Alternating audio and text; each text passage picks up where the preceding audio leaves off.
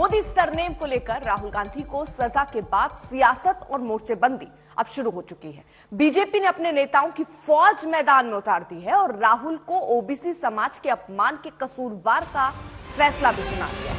थोड़ी देर पहले भूपेंद्र यादव ने प्रेस कॉन्फ्रेंस की और राहुल को अहंकारी बताया। इससे पहले जेपी नड्डा ने ट्वीट करके राहुल को घेरा और कहा कि राहुल ने माफी का विकल्प भी अहंकार में नहीं माना। नड्डा ने कहा कि ओबीसी समाज लोकतांत्रिक तरीके से राहुल से अपने अपमान का बदला लेगा। उधर कांग्रेस भी सजा को सियासी मौका बनाने की कोशिश में है। आज विपक्षी दलों के साथ मार्च करने की तैयारी है। संसद में हंगामे के भी आसार इन्हीं मुद्दों पर फिर से दिख रहे हैं। राहुल गांधी ने पूरे ओबीसी समाज का अपमान किया। आपको बता दें, जेपी नड्डा की तरफ से भी ये बात कही गई कि अहंकार बहुत बड़ा और समझ बहुत छोटी है, क्योंकि मानहानि का ये मामला 2019 लोकसभा चुनाव के बीच का था, जिसको लेकर सेशन कोर्ट की तरफ से 2 साल की सजा राहुल गांधी को हुई है। हालांकि अगर पहले माफी का भी प्रावधान, अगर माफी मांग लेते तो शायद संभावना सजा की ना होती, लेकिन माफी उन्होंने नहीं मांगा और इसी को लेकर निशाना साधते हुए कल कोर्ट में भी राहुल गांधी से पूछा गया कि आप कुछ कहना चाह रहे हैं, तो उन्होंने कहा मैं माफी नहीं मांगूंगा, मैंने जो किया वो देश के हित में किया।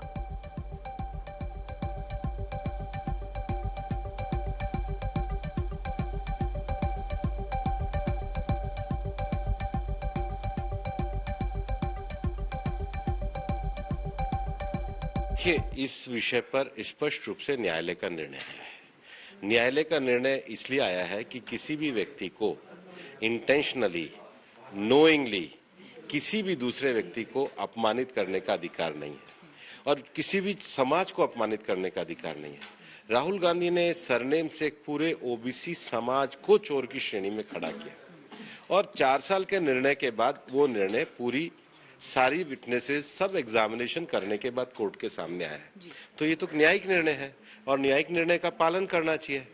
और वो 4 साल पहले भी इस तरीके से कहते थे, लेकिन अब पहले वो केवल लोकल स्तर पे कहते थे, अब वो लंदन में जाकर भी कहने लगे, वहां जाकर भी भारत के लोकतंत्र को अपमानित करने लगे और भारत के संसद को ही अपमानित करने लगे। संसद के जो अध्यक्ष निष्पक्षता से संसद को चलाते हैं, उस संसद की कार्यवाही पे ही प्रश्न चिन्ह उठाने लगे। तो ये तो कानूनी निर्णय है, इस पे जो कानूनी कार्यवाही होगी वो होगी। बिल्कुल। सर, आपसे ही पूछना चाहूंगी, क्योंकि मैंने पहले भी पूछा, रेणुका चौधरी हैं, वो कह रही हैं कि संसद में मुझे शूर्पणखा से कंपेयर किया गया, मेरा मजाक उड़ाया गया। अब वो धमकी ये दे रही हैं कि मैं भी एक डेफेमेशन केस फाइल करना चाहूंगी और फिर देखते कोर्ट्स इस पर क्या करते हैं। गलत कह रही हैं, गलत कह रही हैं।